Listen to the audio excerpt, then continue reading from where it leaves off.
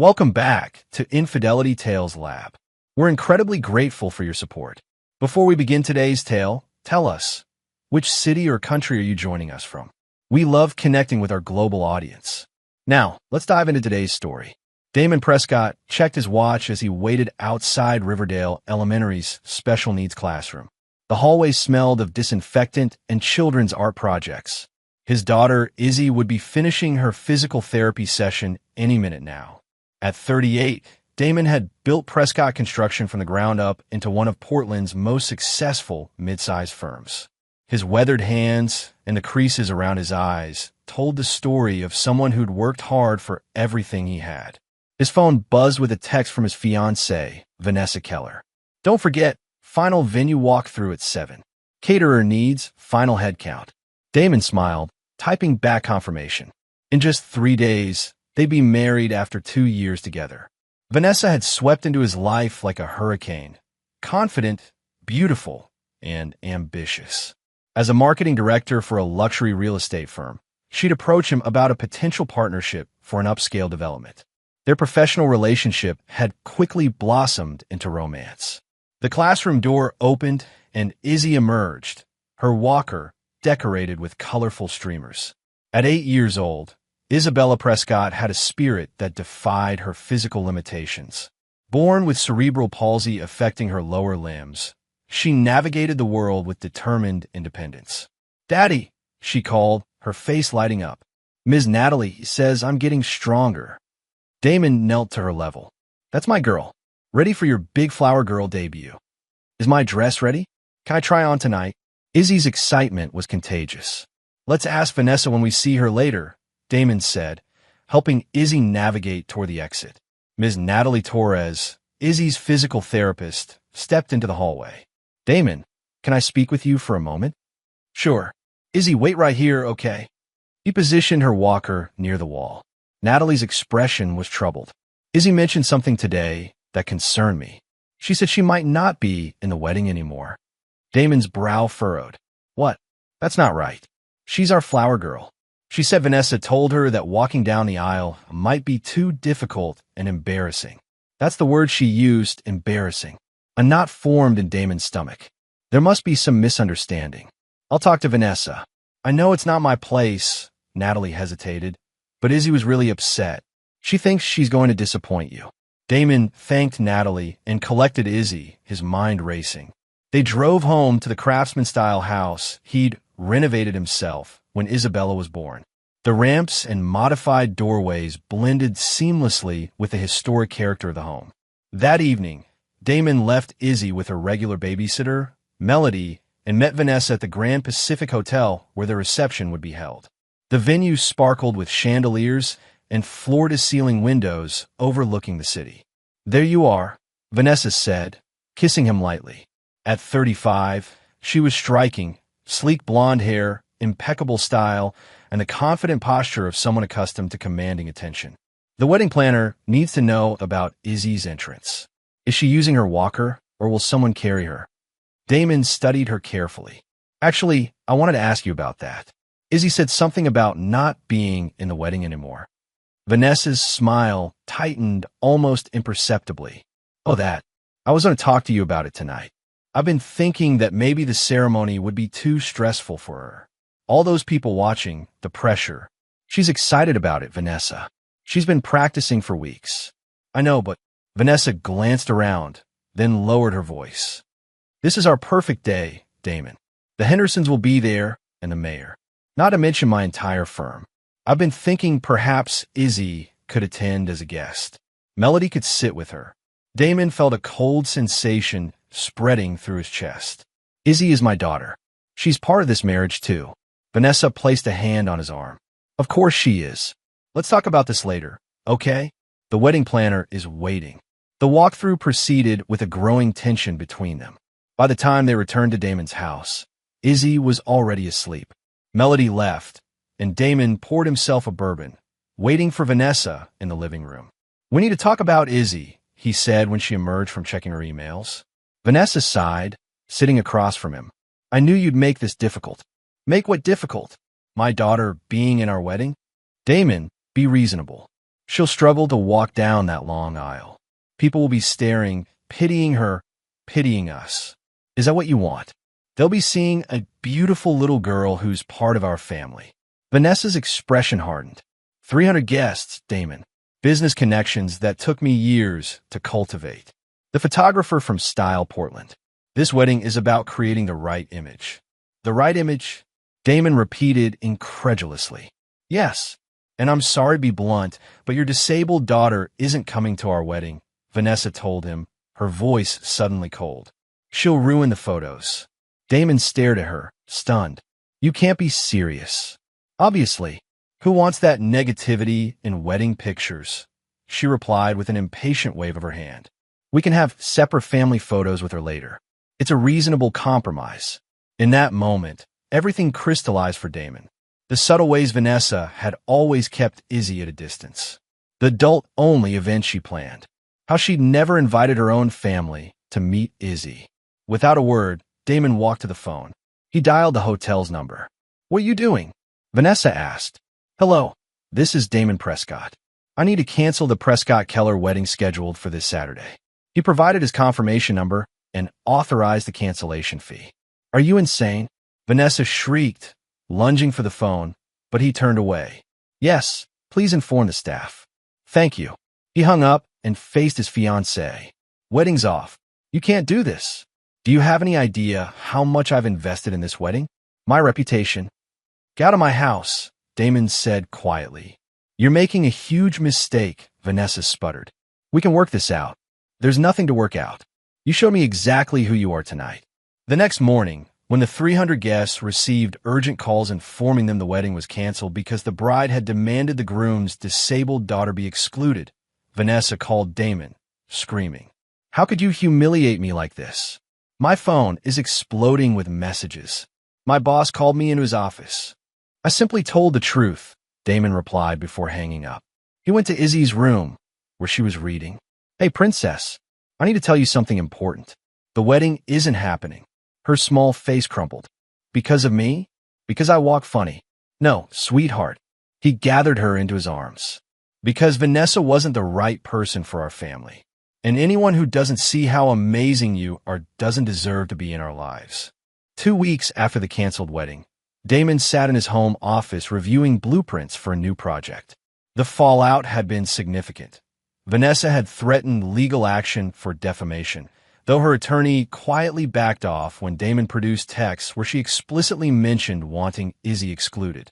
His business partner and childhood friend, Ray Sullivan, appeared in the doorway.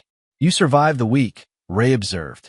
Stocky with prematurely gray hair at 40, Ray handled the financial side of Prescott Construction. Barely, Damon admitted. Lost the Henderson contract. Their loss. Brunswick Developments called this morning. They want to meet. Damon raised an eyebrow. Brunswick? They're Major League. Word gets around. Apparently, Stuart Brunswick has a brother with Down syndrome. He liked how you handled things. The doorbell rang, and Ray glanced toward the front of the house. Expecting anyone? No, Damon said, rising. When he opened the front door, he found Natalie Torres on his porch. Hi, she said awkwardly. I hope it's okay that I stopped by. I wanted to check on Izzy and you. Damon invited her in. He'd always appreciated Natalie's dedication to her students. In her early 30s, she had a warmth about her that put children at ease. Izzy's at a play date. I'm surprised the school gave you our address. They didn't, she admitted, following him to the kitchen. But you're listed in the parent directory. Damon offered her coffee, which she accepted. I heard about the wedding. The school's been buzzing with it. Not my finest moment, broadcasting it to everyone, Damon admitted. I disagree, Natalie said firmly. Standing up for Izzy was exactly the right thing to do. They talked for nearly an hour. Natalie shared stories about Izzy's progress at school, and Damon found himself relaxing for the first time in weeks.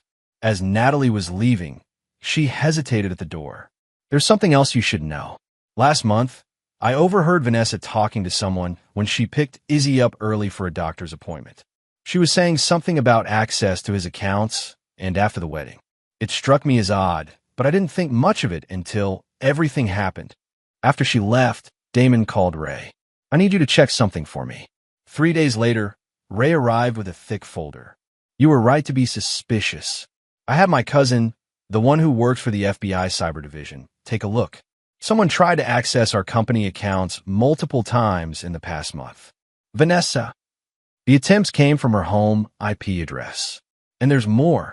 Ray spread out several papers. She's been making calls to Richard Harlow. Damon frowned. The developer who tried to undercut us on the Riverfront project? The one and only.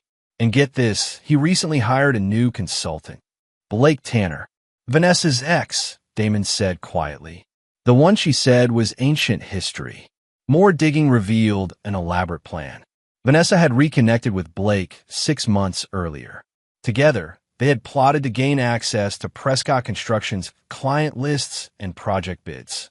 The marriage would have given Vanessa legal standing to access financial information. That evening, Damon watched Izzy sleeping peacefully and made a promise to himself. Vanessa and Blake hadn't just tried to hurt him. They tried to destroy everything he'd built for his daughter's future. He wouldn't let it go. A month after the wedding cancellation, Damon attended a charity gala for the Children's Adaptive Sports Foundation. He'd become more involved since learning about their programs for kids like Izzy. Natalie had encouraged him to look into their swimming classes, which had quickly become Izzy's new passion.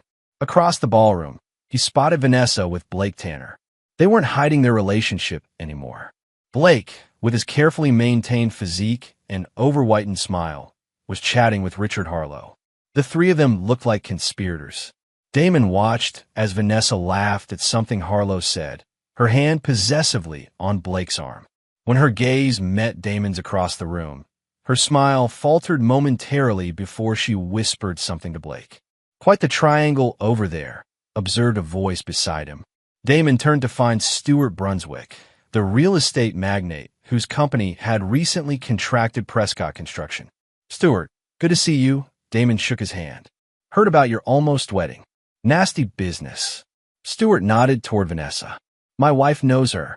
Says she's been trying to climb the social ladder for years. Jumped from Blake to you when your company started getting recognized, then back to him when Harlow offered better prospects. Sound about right, Damon agreed. Word is Harlow's planning something big. Mixed-use development on the old paper mill site. City's reviewing proposals now. Damon nodded. His company had considered bidding, but backed off when they heard larger firms were interested. You know, Stewart said thoughtfully, my company's looking for a construction partner on this.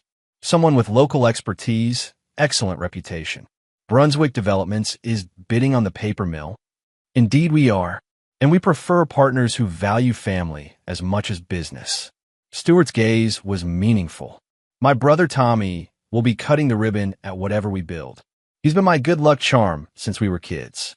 Later that evening, Damon found himself face to face with Vanessa at the bar. You look well, she said stiffly. You look accompanied, Damon replied, nodding toward Blake, who was deep in conversation with Harlow. Blake and I reconnected after everything. Her expression hardened. You cost me a lot, Damon. My firm demoted me because of the scandal. You cost yourself a lot, he corrected. How long had you two been planning it? Planning what? Accessing my company's accounts. Stealing our bids for Harlow. Her composure slipped momentarily. I don't know what you're talking about. The FBI does. Interesting how many federal cybercrime laws you've broken. She paled. You're bluffing. Maybe. Maybe not. Either way, I'd watch your step. He smiled pleasantly and walked away. That night, Damon called Ray. We're bidding on the paper mill project. As Brunswick's partner. You sure about this? Going head-to-head with Harlow. Absolutely. And I need everything you can find on Harlow's business practices. Something tells me they're not playing by the rules. Over the next weeks, Damon immersed himself in preparation for the bid while spending more time with Izzy. He'd started taking her to weekend swim classes, where he often ran into Natalie, who volunteered there. Their friendship had grown, and Damon found himself looking forward to their conversations. Unlike Vanessa, Natalie saw Izzy's determination as inspiring rather than embarrassing. Meanwhile, Ray's investigation into Harlow development uncovered troubling patterns. They had a history of cutting corners on materials, bribing inspectors, and leaving investors holding the bag when projects failed. This guy's dirty, Ray concluded. But he's careful. Nothing sticks to him. Everyone leaves a trail, Damon mused. We just need to find it.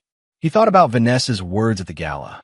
She'd mentioned being demoted, not fired, despite the scandal. Why would her firm keep her unless she had leverage? And what would give a marketing director leverage over a real estate company? Ray, I need you to look into Vanessa's firm. Focus on property disclosures, especially for properties she marketed. A week later, Ray arrived with more files. You were right. Her company has been deliberately downplaying environmental issues in their listings. Vanessa's emails show she knew about contaminated soil, unsafe electrical systems, even asbestos, but marketed the properties as pristine. Which is fraud, Damon said thoughtfully. Felony fraud, Ray confirmed, but she kept evidence as insurance. That's why they couldn't fire her. Damon leaned back in his chair, a plan forming. Insurance works both ways. 9 months after the canceled wedding, life had settled into a new rhythm for Damon and Izzy. Their modern 2-story home in Portland's West Hills offered stunning views of Mount Hood and accessibility features seamlessly incorporated into its sleek design. Damon had purchased it with the profits from the Brunswick partnership, which had successfully won the paper mill redevelopment bid. Izzy, now 9, had transitioned to forearm crutches, giving her more mobility. Her friendship with Tommy Brunswick, Stuart's 45-year-old brother with Down syndrome, had been unexpected but heartwarming. Tommy worked as Brunswick Development's Goodwill ambassador and had taken Izzy under his wing, showing her that disabilities didn't define them. Damon's relationship with Natalie had evolved from friendship to romance, slow and careful. Unlike Vanessa, Natalie had no interest in social climbing or business connections. Her commitment to her students and her quiet confidence had drawn Damon to her. On a crisp autumn evening, Damon hosted a small gathering to celebrate breaking ground on the paper mill project. Stuart Brunswick raised his glass to new beginnings and worthy partnerships. Across the city, a very different scene unfolded at the downtown offices of Harlow Development. Richard Harlow paced his corner office while Blake Tanner watched nervously. Third project we've lost to Brunswick and Prescott, Harlow fumed. The city's planning commission used to be in my pocket. Now, they won't return my calls. We need to find leverage, Blake suggested. Everyone has a weakness. What about that therapist he's dating? Or his daughter? Blake hesitated. Going after a disabled kid would be a PR nightmare. Find something, Harlow snapped, or I'll reconsider your position here. Blake found Vanessa waiting in his luxury condo, nursing a martini. Their relationship had stabilized into mutual convenience rather than passion.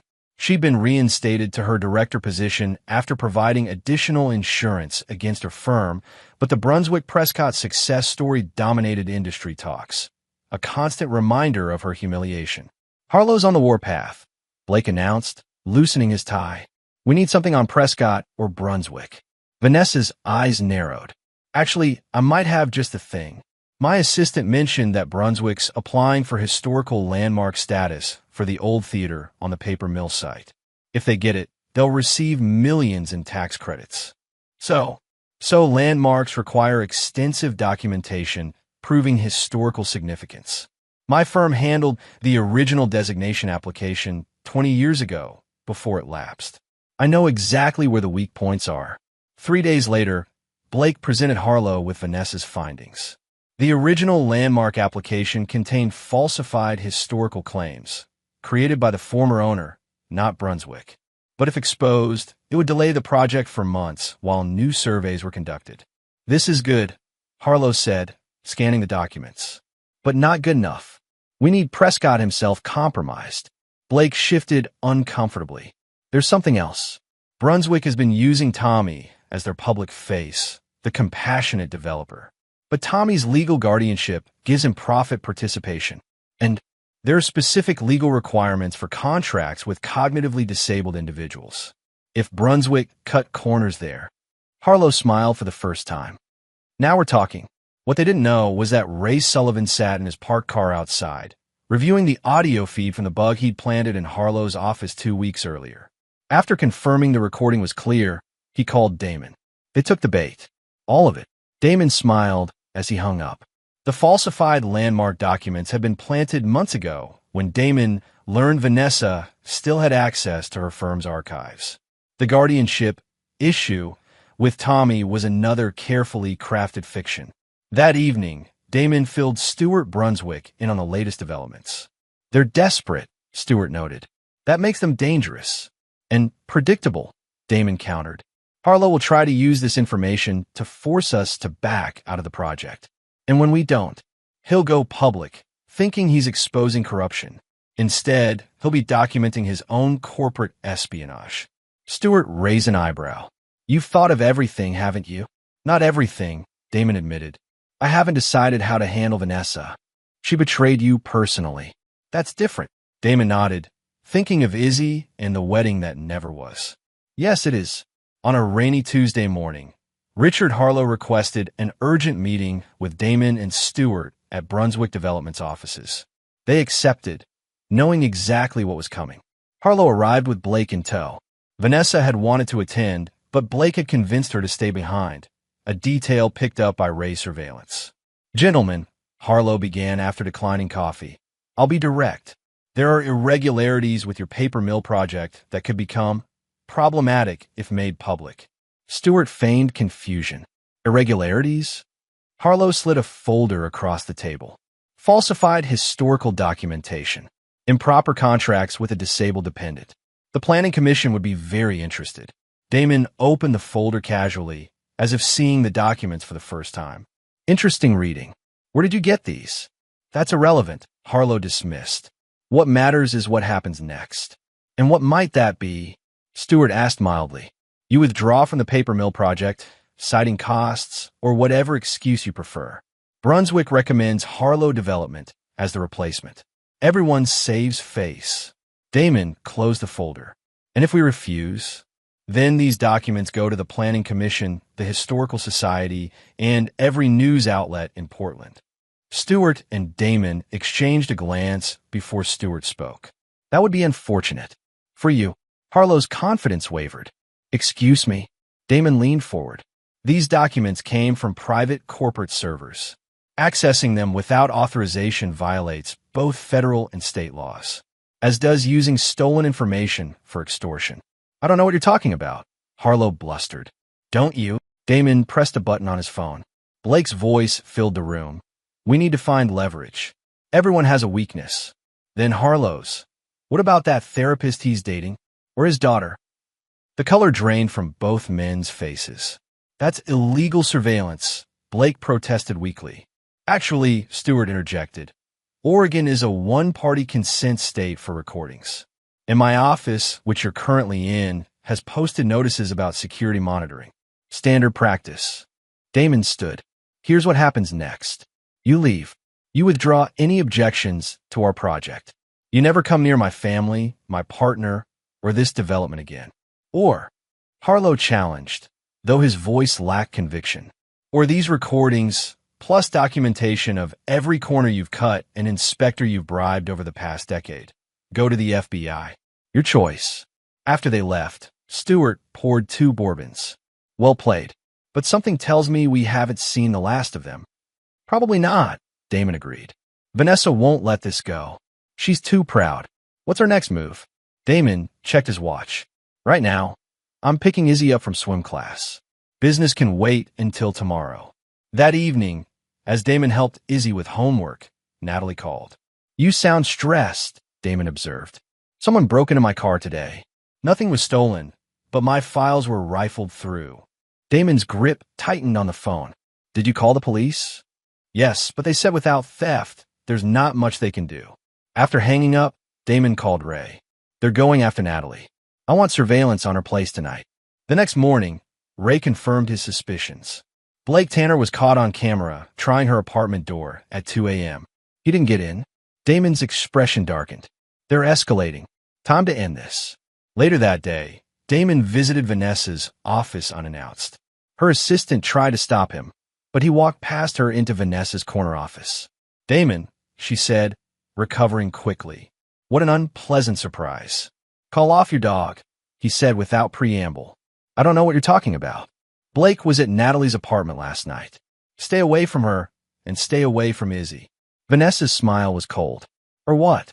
or I release everything I have on you. The fraud, the attempted corporate espionage. All of it. She laughed. You're bluffing. You've got nothing. Damon placed a USB drive on her desk. Everything's on here. I've held back because despite everything, we were almost family once. She didn't touch the drive. Why are you really here, Damon? To give you one chance to walk away. More than you gave Izzy. Your precious daughter, Vanessa sneered. You know, that's always been your weakness. You're so obsessed with protecting her that you miss what's happening right in front of you. Blake was at your girlfriend's place last night, but did you check on your construction site? Damon's blood ran cold. He grabbed his phone, calling Stuart while still staring at Vanessa. Stuart checked the site cameras. He listened for a moment, then ended the call. Nothing happened at the site. Are you sure about that? Vanessa's smirk was infuriating. Check the building department. You might find some interesting new complaints filed anonymously. After leaving Vanessa's office, Damon confirmed her claim. Anonymous complaints had indeed been filed, claiming unsafe conditions and permit violations at the paper mill site. Construction would be halted pending investigation. They're playing dirty, Ray observed when Damon returned to the office. Then it's time we do the same, Damon replied. Your disabled daughter isn't coming to our wedding, Vanessa had told Damon that fateful night. She'll ruin the photos. Now, nearly a year later, those words echoed in Damon's mind as he finalized his plan. Over the past 2 weeks, the conflict had intensified. The building department's investigation had cleared Prescott Construction, but the delays had cost valuable time and money. Meanwhile, Harlow had launched a PR campaign questioning the paper mill project's community benefits. Local news outlets carried stories raising environmental concerns that Harlow's own projects routinely ignored. More troubling were the anonymous calls to Child Protective Services claiming Izzy was being neglected. The claims were quickly dismissed, but the visits were traumatic for his daughter.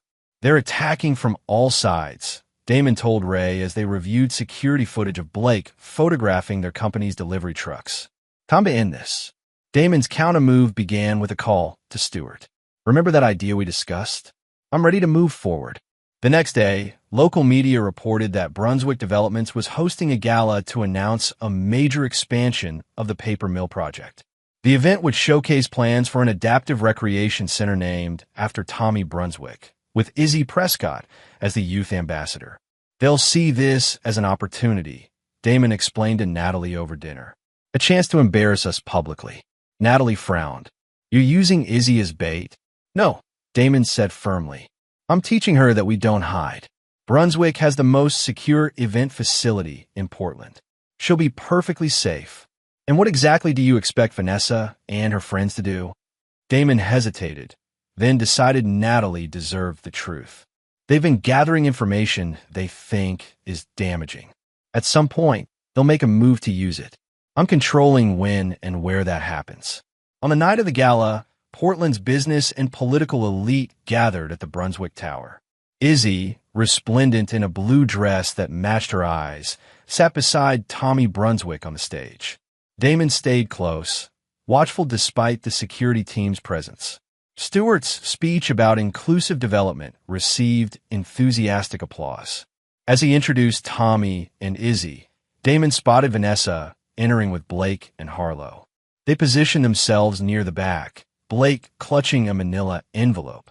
Exactly as expected. Damon nodded to Ray, who typed something on his phone. Moments later, Ray's cousin, the FBI cybercrime specialist, entered with 2 uniformed officers. They approached Harlow's group quietly. Damon focused on Izzy, who was speaking confidently into the microphone about what the recreation center would mean for kids like her. The audience was captivated. Photographers captured her bright smile. No one should have to sit out because they move differently, she said, her voice clear. My dad taught me that. From the corner of his eye, Damon saw the FBI agent speaking to Harlow. Blake's face had gone ashen. Vanessa was arguing heatedly with one of the officers. After the presentation, as guests mingled, Stuart approached Damon. Quite a spectacle back there. What exactly did those federal agents want with Harlow? Evidence of wire fraud, corporate espionage, and attempted blackmail, Damon explained. Ray's cousin has been building a case for months. Tonight, they were caught with stolen documents they planned to use to disrupt the event. Stuart whistled softly. You set them up. I gave them an opportunity to make a choice. They chose poorly. Later, as the gala wound down, Damon found Vanessa sitting alone at a table, looking shell-shocked. Blake and Harlow had been taken in for questioning. You planned this, she accused as he sat across from her. I planned for it, he corrected. There's a difference. They're saying I could face charges too. Conspiracy. Probably. You did conspire. Vanessa's perfect facade cracked. What do you want from me, Damon? Haven't you won enough? I want to know why. Not the business stuff. I understand greed. Why is he? Why try to exclude my daughter? Vanessa looked away. She complicated things. Reminded me that I'd always be second in your life. She's a child who needed acceptance. And I'm a woman who needed to be first. Vanessa snapped. Do you have any idea what it's like competing with a child for attention? For resources? Every decision revolved around Izzy's needs. That's what parenting is, Damon said quietly. Well, I never signed up to be a parent. I signed up to be a wife. Damon stood. For what it's worth, I'm not pressing additional charges about the CPS calls. That's between you and your conscience. As he walked away, Vanessa called after him. This isn't over, Damon. He turned back, his expression resolute. Yes, Vanessa, it is. Richard Harlow paced his attorney's office, his normally commanding presence diminished by 3 weeks of legal battles. The federal investigation had expanded beyond the Brunswick project to encompass a decade of questionable business practices. How bad is it? He demanded. His attorney, Lorna Whitfield, tapped her pen against a thick folder. The wire fraud charges are solid. They have you on recorded calls discussing the document theft. Blake Tanner has already cut a deal. That's spineless, Harlow muttered. You need to consider a plea agreement, Lorna advised. The alternative is potentially 15 years. Across town, Blake faced his own reckoning in Vanessa's condo. His plea deal had kept him out of prison, but banned him from the real estate industry for life. You gave them everything, Vanessa accused, pouring herself another generous glass of wine. The weeks since the gala had not been kind to her. Her firm had fired her when the scandal broke, and no one in Portland would hire her. I did what I had to do, Blake defended. Harlow was going down either way. No reason for both of us to go to prison. What about loyalty? Blake laughed bitterly. That's rich, coming from you. You were planning to leverage your position with me to get a better job all along. I saw your emails. Vanessa paled. You went through my computer? Just returning the favor. By the way, your landlord called. Since you can't make rent, you have 30 days to vacate. After Blake left, Vanessa stared at her reflection in the window. How had everything collapsed so completely? She'd been Portland's marketing golden girl, destined for bigger things. Now she was unemployable, facing potential charges, and about to be homeless. Her phone rang. Her attorney. Vanessa, we have a development. Prescott's attorney reached out with a proposal. What kind of proposal? If you agree to leave Portland permanently and sign a non-disclosure agreement about all aspects of your relationship with Prescott, his daughter, and the recent events, he'll withdraw his support for charges against you personally. He's exiling me? Vanessa's voice rose in disbelief. He's offering you a way out, her attorney corrected. I strongly suggest you take it. Meanwhile, Damon faced scrutiny of his own. The methods he'd used to trap Harlow and Blake, particularly the surveillance, had raised ethical questions. Some in Portland's business community viewed his actions as excessive. Was it worth it? Natalie asked as they walked along the Willamette River one evening. Their relationship had deepened through the crisis, but she remained concerned about its impact on Damon. They went after my family, he said simply. They went after Izzy. I understand that. But the recording devices, the setup at the gala, there were other ways to handle it. Damon stopped walking. When they filed those false reports with CPS, they crossed a line. What if Izzy had been taken away, even temporarily? What would that have done to her? Natalie took his hand. I'm not saying they didn't deserve consequences. I'm asking if this version of you, the one who engineered their destruction, is who you want to be. The question lingered with Damon as he returned home. Izzy was working on a school project with Tommy Brunswick, both of them laughing as they created a diorama of the planned recreation center. Stuart observed from the kitchen, nursing a coffee. "They're quite the team." "They are," Damon agreed, pouring his own cup. Harlow's attorney reached out. Stuart mentioned casually. "They're proposing a global settlement. Full admission of wrongdoing, financial restitution, in exchange for supporting reduced charges. What do you think?" Stuart considered. "I think revenge accomplished its purpose. Now it's time to build something positive from this mess." Damon nodded slowly, watching Izzy. "You're right. For her sake, it's time to move forward." 6 months after the gala, the paper mill project was back on track. With Harlow sidelined by legal troubles and his assets frozen, Brunswick and Prescott faced no further obstacles. The adaptive recreation center broke ground on a bright spring morning, with Izzy and Tommy turning the first shovels of dirt. Local media covered the event extensively, praising the inclusive design and community focus. Politicians who had once courted Harlow now aligned themselves with Brunswick's vision. Damon watched from the sidelines as Izzy handled interview questions with surprising poise for a 9-year-old. She'd grown more confident through the ordeal, less self-conscious about her disability. "She's a natural," observed a familiar voice. Damon turned to find Ray beside him. "Takes after her mother," Damon replied, thinking of his late wife with a pang of bittersweet memory. Victoria had been fearless before cancer took her when Izzy was just 2. Speaking of family, Ray said, "Have you asked Natalie yet?" Damon patted his pocket, feeling the small ring box there. Tonight, their relationship had weathered the storm of the past year and emerged stronger. Natalie had challenged Damon's darker impulses while supporting his protective instincts. She'd helped him find balance between justice and mercy. That evening, after Izzy had gone to bed, Damon and Natalie sat on the deck overlooking the city lights.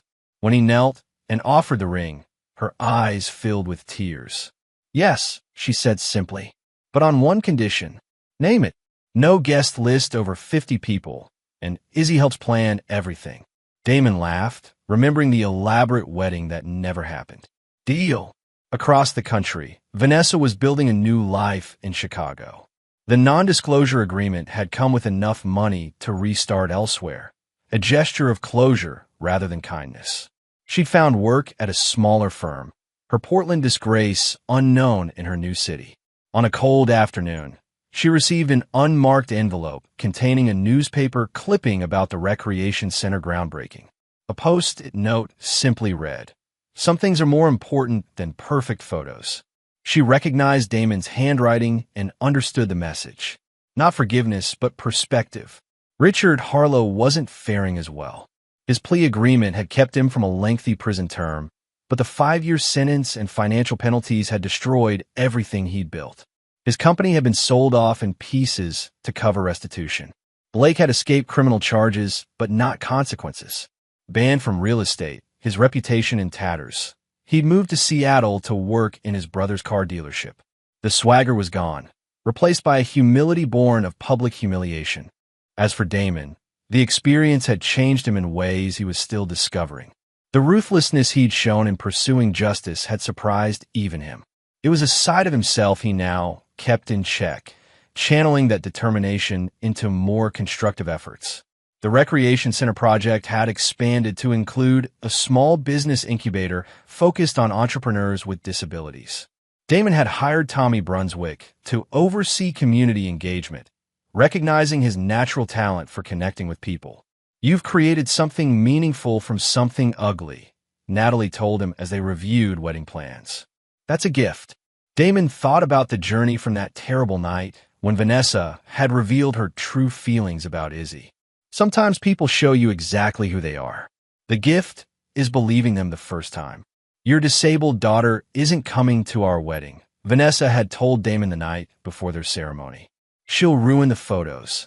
18 months later, on a perfect summer day, Damon stood in a garden overlooking the Columbia River Gorge. Only 40 guests were present. Family, close friends, and colleagues who had stood by them through everything. Ray adjusted Damon's tie. "Nervous?" "Not even slightly," Damon replied truthfully. The string quartet began playing, and all eyes turned to the garden path. Izzy appeared first, her flower girl dress flowing around her. She walked confidently with her crutches decorated with ribbons and flowers that matched her bouquet. Behind her came Tommy Brunswick, beaming as he carried the rings. Then Natalie appeared on her father's arm, radiant in a simple lace gown. As she joined Damon under the flower-covered arch, he felt a sense of rightness that had been missing from his first engagement. The ceremony was brief and heartfelt. When a minister pronounced them husband and wife, Izzy cheered loudest of all. At the reception in a nearby tent, Stuart Brunswick raised his glass to second chances and true families. As the celebration continued, Damon found a moment alone with Izzy, who was resting her legs at a table. "How are you feeling, princess?" "Happy," she said simply. "Natalie makes you smile more." "She does," Damon agreed. "Are you okay with everything changing?" Izzy considered this seriously. "You always said change isn't bad, just different. And this is a good different." The photographer approached, asking for family photos. Damon lifted Izzy into his arms, and Natalie joined them. "Should I put my crutches away for the pictures?" Izzy asked. "Absolutely not," Natalie said firmly. "They're part of who you are, and who you are is perfect." As the photographer positioned them, Damon thought about Vanessa's words that had ended their engagement. How she'd been so wrong about what made a perfect picture. Later, as guests danced under string lights, Damon received a text from Ray's cousin at the FBI. Harlow denied parole. "Thought you should know." Damon deleted the message without responding. That chapter was closed. Natalie found him watching Izzy, who was teaching Tommy a dance move despite her crutches. "Penny, for your thoughts?" "I was just thinking about how far we've come. How much I almost lost because I couldn't see what was right in front of me." "And what do you see now?" she asked. Damon looked around at the gathering. Not society's elite or business connections, but people who genuinely cared for them. At Izzy, who moved differently but with absolute joy. At Natalie, who had shown him that strength came in many forms. "Everything that matters," he answered. That night, after the guests had departed and Izzy had fallen asleep still wearing her flower crown, Damon and Natalie sat on the hotel balcony. The photographer had sent a preview image, the three of them laughing, Izzy's crutches decorated with flowers, her face alight with happiness. "Now that," Damon said, showing Natalie the photo, "is a perfect picture. And there you have it. Another story comes to an end. What did you think? I'd love to hear your thoughts in the comments below. If you enjoy this story, consider joining our